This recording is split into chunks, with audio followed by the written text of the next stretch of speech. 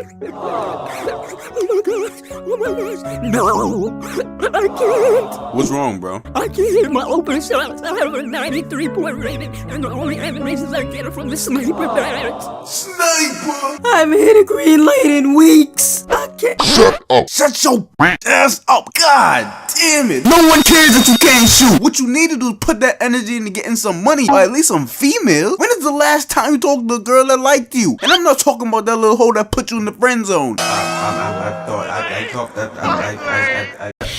Smell like bitch in here. All y'all smell like this to me. I knew it. I knew it.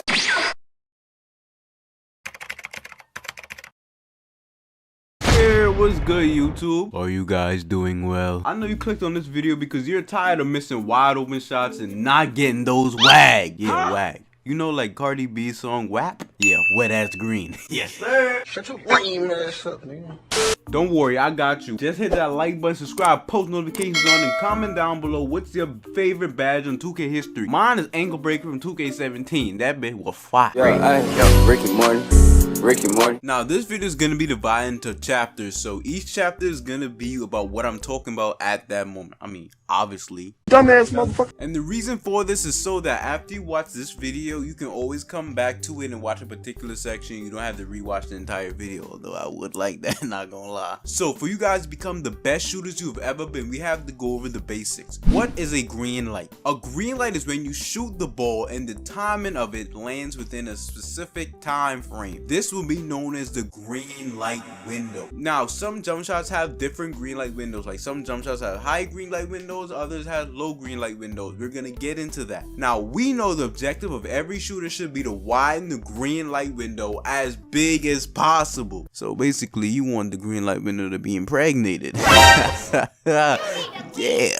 There are only a few things that affect the green light window. One being the 3-point percentage of the player shooting, the badges, the jump shot, and your shot coverage. But right now we're gonna discuss the jump shot. Now obviously your shot coverage would affect your green light window because it's easier to green when you're wide open compared to when you're like 20% covered. That's just obvious. If you think I'm wrong, how about you suck my jumbo sausage? Also, sidebar, if you don't buy jump shot boost, you'll get off my video before I slap the dog piss out of you. Because there's no way you can't shoot and you're too prideful to buy a jump shot boost. Please, yo, buy it before I hurt you, bro. Now we're gonna discuss the jump shot. Now, contrary to popular belief, the only part of the jump shot that affects the green light window is the base. The release only makes it to where your jump shot looks a certain way, like he has the ball at a high arc, low. That's all it really does. I'm gonna be honest with you. Now, as you can see on the screen right now, we have NBA 2K Labs tested bases, bro. And of course, I didn't pay for this. I got this for the free. Don't look at me like that, nigga. I ain't paid for a movie in about 4 years. You think I'm finna pay for some damn jump shots? Shout out to 2K Labs though, facts.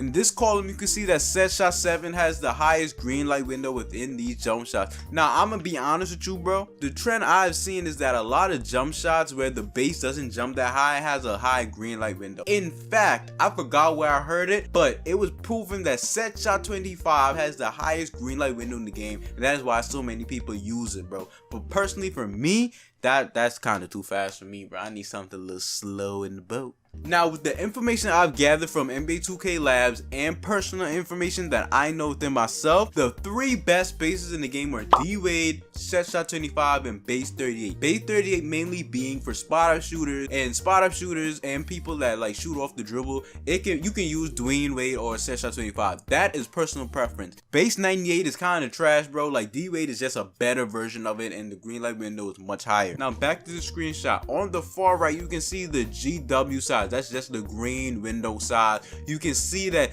Dwayne Wade has like a 69 millisecond green light window, which is crazy. As long as you time your jump shot and it's in that 69 millisecond range, you will shoot a perfect release. Now, remember when I told you guys that releases are just for aesthetics? That's also true and kind of wrong, bro. Because what it does is releases allows you to like shoot a faster jump shot within the green light window. So for me, The releases I use, this is my jump shot on the screen right now. Let me just show y'all my jump shot. I've been using this since season 2. This is the best jump shot in the game. I could literally green when I'm locked in every shot if I wanted to. Cap. The releases I use are Rudy Gay and Trae Young. The reason I use Rudy Gay is because it's a solid jump shot cue. I know like how to cue that jump shot, and the reason I use Trae Young is because Trae Young is the fastest release in the game. So I have the fastest release also with the most reliable release, which is Rudy Gay, which is a combination for excellence, brother.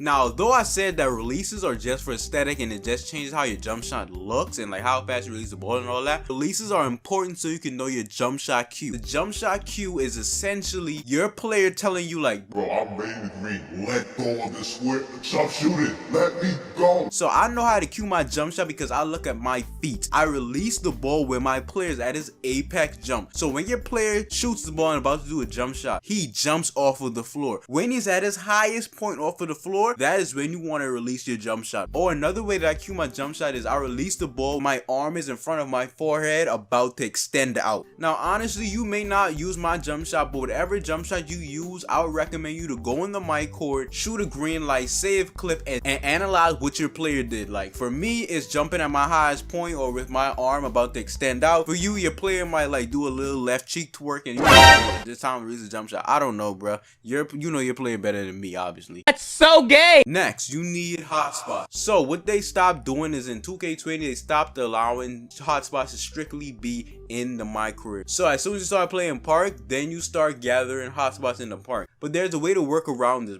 Like if you have been playing my career on a fresh play and you just hop in the park, then those hotspots from my career are going to translate into the park. Now when you play 25 games, then it's going to transfer over back to park. Now to get around this, if you already played a park game, what you want to do is sim the whole season and then start a new season, get your hotspots, and then play park again. Then that's how to reset your hotspots. Then you're going to be able to like to effectively use Hot Zone Hunter. Next thing is please take up your shot meter. Like bro, if you have over 100 games played in the park, there's no reason to be using a shot meter. You literally get a boost for having your shot meter off. Alright guys, in this part of the video, we're going to talk about the best badges in the game, which you should equip and what it helps with. Now you must know that badges allow the make percentage of your jump shot to increase by a significant amount. Also, it allows you to green more shots. This is because, for example, let's say a badge like Hot Zone Hunter. If you're in a hot spot with Hot Zone Hunter and Hall of Fame, the make percentage, the likelihood of you hitting that shot goes up and it widens the green light window, bro. So you can hit a white, it's more than likely gonna go in. Alright guys, now in this photo you can see a brief tier list of the best badges in 2K22 produced by NBA2K Labs. Of course I didn't pay for this.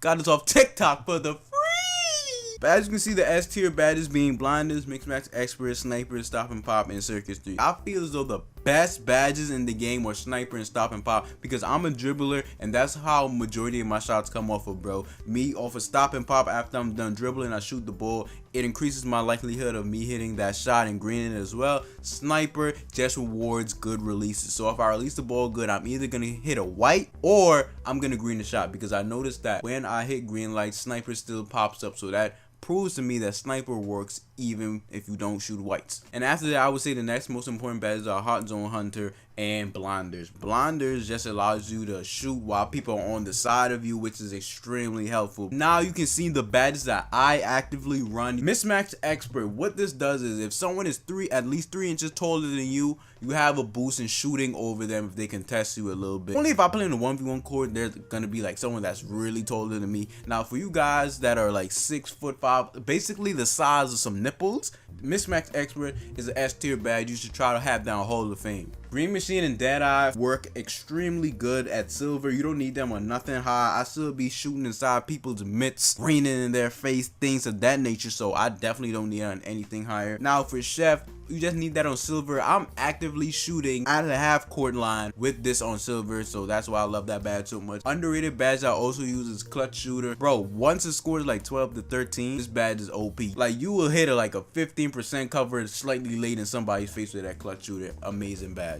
Now this is the best bad setup for players that are spot ups that mainly shoot the ball off of catch and shoot opportunities. We do not have stop and pop. We took blinders off a little bit and chef because bro, you shouldn't even be shooting deep threes regardless. But that catch and shoot on Hall of Fame is very much needed, as well as corner specialist. Now the reason I have Deadeye on because people still contest you green machine, so you can like consistently hit your greens. Blinders is still on silver because bro, someone just may come on the side try to jump at you. It just helps you with hitting contested shots, bro. And I have that volume shooter. Now if you don't have as much badges than me, do not worry, bro. Just take off some badges. Like you probably don't need Hot Zone Hunter and Hall of Fame or things that you might not need, mismatch and expert, clutch shooter, or limitless spot up, bro. So just use this bad setup. This is the best bad setup for my spot ups. Alright guys, so the next thing we're gonna talk about is latency. You probably heard that term before, probably on one of Agent Double Zero's videos. Latency is basically the delay between you pressing the shoot button and it actually registering to the game, bro.